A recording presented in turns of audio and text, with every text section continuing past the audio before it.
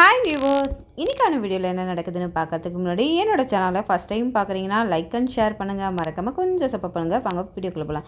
Video பார்த்தீங்கன்னா ரொம்பவே விறுவிறுப்பாக போயிட்டுருக்குன்னே சொல்லலாம். நம்ம ஜானுமா நம்ம ஜெயராணியை ரொம்பவே மோசமாக திட்டிடுறாங்க. இதை நினச்சி ஜெயராணி ரொம்பவே வருத்தப்பட்டுட்ருக்காங்க.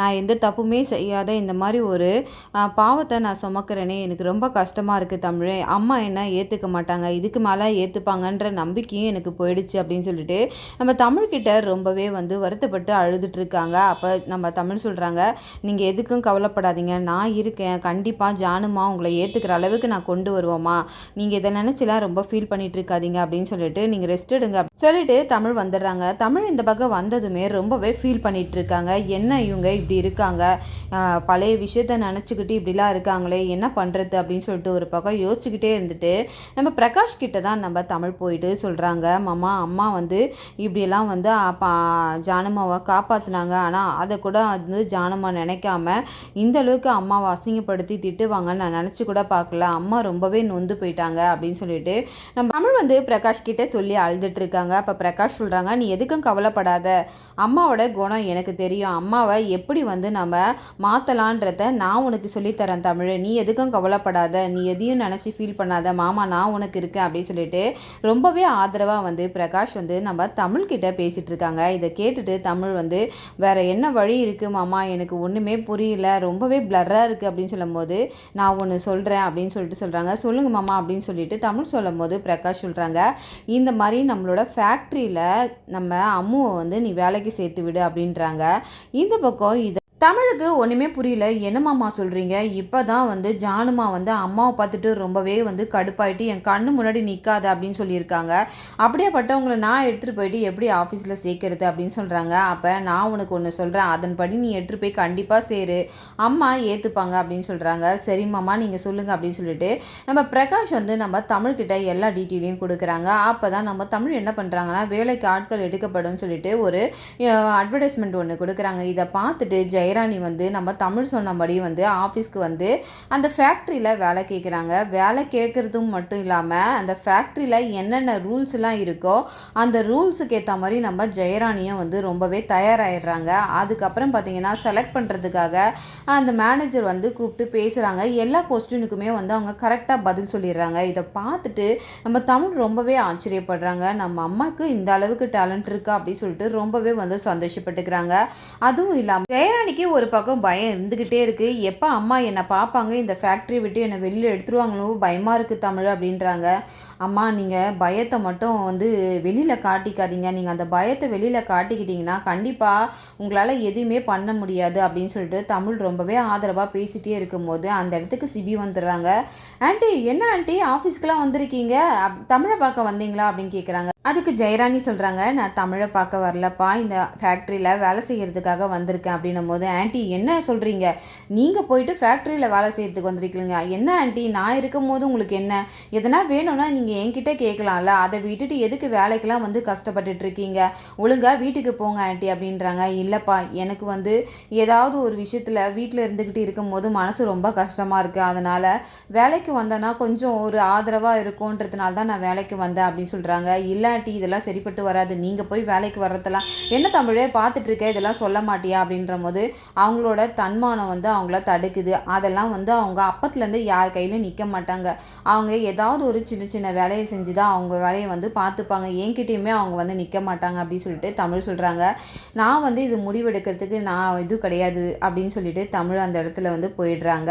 இந்த பக்கம் நான் இங்கே இருக்கிறது நீ ஜனமாக்கிட்டேயோ உங்கள் வீட்டு ஆளுங்கிட்டேயோ யார்கிட்டேயோ நீ சொல்லக்கூடாதுப்பா அப்படின்னு சொல்லிடுறாங்க. உடனே சிபியும் சரிங்க ஆண்டி அதெல்லாம் நீங்கள் கவலைப்படாதீங்க, ஆனால் நீங்கள் சும்மா மேலோட்டமாக வேலை செய்யுங்க, மற்றபடி ரொம்ப ஸ்ட்ரெயின் பண்ணிலாம் நீங்கள் வேலை செய்யணும்னு அவசியம் கிடையாது அப்படின்னு சொல்லிட்டு சிபிக்கு நம்ம ஜெயராணி கிட்ட சொல்லிட்டு இருக்காங்க. ஜெயராணியே சொல்கிறாங்க, அதெல்லாம் ஒன்றும் இல்லைப்பா, எனக்கு வேலை செஞ்சு பழக்கமாயிடுச்சு, அதனால எனக்கு வேலை செஞ்சதான் பிடிக்கும், அதுவும் இல்லாமல் எனக்கு இது எனக்கு பிடிச்சமான வேலை தான் இது, அதனால நான் இதை சந்தோஷமாக செய்வேன் அப்படின்னு சொல்லிட்டு சொல்கிறாங்க. இந்த பக்கம் மேனேஜரும் வந்துடுறாங்க.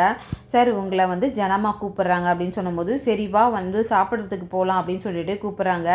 இல்லை இல்லை நீங்கள் போய் சாப்பிடுங்க தம்பி, நான் வந்து அங்கெல்லாம் வந்து சாப்பிடல, நான் வந்து ஸ்டாஃபோடு சேர்ந்து சாப்பிட்டுக்கிறேன் அப்படின்றாங்க.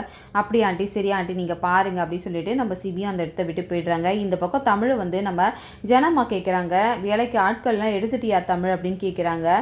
இன்னும் இல்லை, அப்போ நீ வேலைக்கு ஆட்களை எப்படி எடுப்ப அப்படின்னு கேட்குறாங்க. எப்படி நீங்கள் நினச்ச மாதிரி கொஸ்டின்லாம் கேட்டு அதுக்கேற்ற மாதிரி தான்மா எடுப்பேன் அப்படின்றாங்க.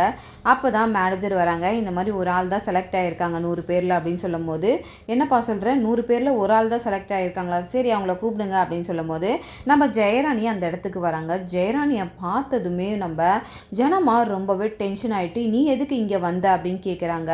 நான் வந்து ஒரு தொழிலாளி மாதிரி தான் இங்கே வந்திருக்கேன், மற்றபடி உங்கள் பொண்ணாக நான் வரல அப்படின்னு சொல்கிறாங்க. இந்த ஆஃபீஸில் உனக்கு வேலையே கிடையாது, மரியாதையாக நீ வெளியில் போ, உன் முகத்தையே நான் பார்க்க விரும்பலை அப்படின்னு சொல்லிட்டு ரொம்பவே கடுமையாக வந்து ஜெயராணியை திட்டுறாங்க.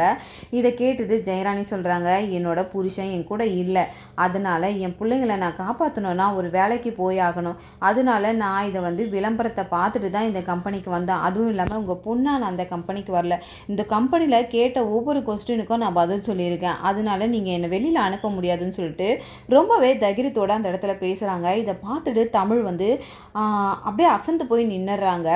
என்னடா இது இப்படிலாம் பேசுகிறாங்க, பரவாயில்ல நம்ம அம்மா அப்படின்னு சொல்லிட்டு ஒரு பக்கம் வந்து சந்தோஷப்பட்டாலும், இன்னொரு பக்கம் ஜானுமா வெளியில் போங்க அப்படின்னு சொல்லும்போது நம்ம தமிழுக்கு ரொம்பவே கஷ்டமாக இருக்குது. அப்போ ஜானுமா கிட்டே போயிட்டு, அம்மா நீங்கள் வந்து கொஞ்சம் யோசிச்சு பண்ணுங்கள், நீங்கள் ஏன் அவங்கள வந்து பொண்ணாக நினைக்கிறீங்க, இவங்க ஒரு எம்ப்ளாயி, அதுவும் இல்லாமல் அவங்க சொல்கிறாங்கல்ல அவங்க பிள்ளைங்களை காப்பாற்றுறதுக்கு இந்த வேலையை விட்டால் அவங்களுக்கு வேறு எந்த வேலையும் தெரியாது அப்படின்னு சொல்லிட்டு, நீங்கள் வந்து எல்லாருக்கும் வந்து எவ்வளோ பெண்களுக்கு வந்து நீங்கள் ஒரு உதாரணமாக இருந்திருக்கீங்க, அதுவும் இல்லாமல் எவ்வளோ பேருக்கு நீங்கள் ஹெல்ப் பண்ணியிருக்கீங்க, அப்படின்னு நினச்சிட்டு இவங்களுக்கு நீங்கள் அந்த ஹெல்ப்பை பண்ணிட்டு போகலாம்ல அப்படின்னு சொல்லும் போது நம்ம ஜானுமாவை எங்கே தட்டினா கரெக்டாக ஜானுமா அந்த பேச்சை கேட்பாங்கன்றத நம்ம தமிழும் சிபியும் நல்லாவே தெரிஞ்சு வச்சுருக்காங்க. அதனால் நம்ம பிரகாஷ் சொன்னபடியே நம்ம தமிழும் அந்த இடத்துல பேசிடுறாங்க. அதனால் நம்ம ஜானுமாவும் அவங்கள வந்து வெளியில் அனுப்ப தேவையில்ல அப்படின்னு சொல்லிட்டு வேலைக்கு வந்து வச்சுக்கிறாங்க. ரொம்பவே சூப்பராக வந்து இந்த எபிசோட் போயிட்டுருக்குன்னே சொல்லலாம். அடுத்ததாக பார்த்தீங்கன்னா மீனாவை தான் காட்டுறாங்க. மீனா பார்த்தீங்கன்னா நம்ம அமுதா கிட்ட போய் பேசிகிட்டு இருக்காங்க. அமுதா வந்து நம்ம மீனாவை நல்லாவே வந்து மாற்றி விடுறாங்க.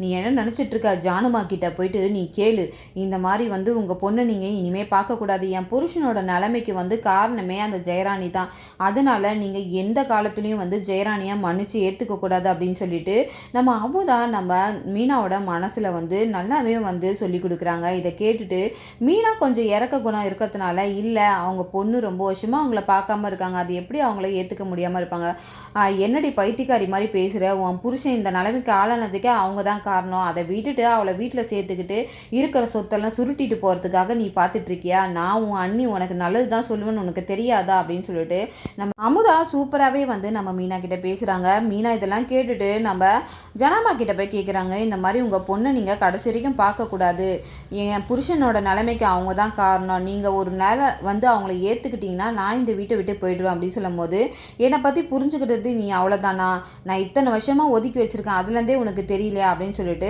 நம்ம ஜனமாவும் சொல்கிறாங்க. இந்த பக்கம் முத்து, உங்களுக்கு ஜனமாவை பற்றி தெரியாது, ஜனமா ஒரு விஷயத்தில் அவங்க ஒரு வாக்கு கொடுத்துட்டாங்கன்னா அவங்க வந்து அதை செய்யாமல் விட மாட்டாங்க, இப்போ போய் அவங்கக்கிட்ட சத்தியம் கேட்குறீங்களே இதெல்லாம் நல்லா இருக்கா, அப்போ நீங்கள் அந்த சத்தியத்தை வாங்கினீங்கன்னா நீங்கள் ஜனமாவை நம்பாத மாதிரி தான் அப்படின்னு சொல்லிட்டு முத்து சொன்னதுனால நம்ம மீனாவும் நான் தப்பு பண்ணிட்டேன், என்னை மன்னிச்சிடுங்க அத்தை, நான் வந்து உங்ககிட்ட சத்தியம் வாங்க மாட்டேன், ஆனால் நீங்கள் எனக்கு சொன்ன மாதிரி நீங்கள் செய்வீங்கன்னு நான் நம்பிக்கையாக இருக்கேன் அப்படின்னு சொல்லிட்டு நம்ம மீனாவும் நம்ம ஜனமா கிட்ட பேசிடுறாங்க. அப்புறம் இந்த பக்கம் பார்த்தீங்கன்னா நம்ம அமுதாவோட மொத்த பிளானையும் வந்து தவிடுபடி ஆக்கிற மாதிரி தான் நம்ம பிரகாஷ் வந்து இப்போ உள்ள நுழைஞ்சிருக்காங்க. நம்ம பிரகாஷ் மூலமா என்ன நடக்குது நம்ம கூடிய சீக்கிரத்தில் பார்க்கறதுக்கு முன்னாடி இந்த ரிவ்யூ உங்களுக்கு பிடிச்சிருந்தா மறக்காமல் உங்களோட கமெண்ட்களை என்னோட கமெண்ட் பாக்ஸில் தெரிவிங்க. வீடியோ பார்த்துட்டு இருக்கவங்க எல்லாருமே எனக்கு சப்போர்ட் பண்ணுங்கள். தேங்க்யூ.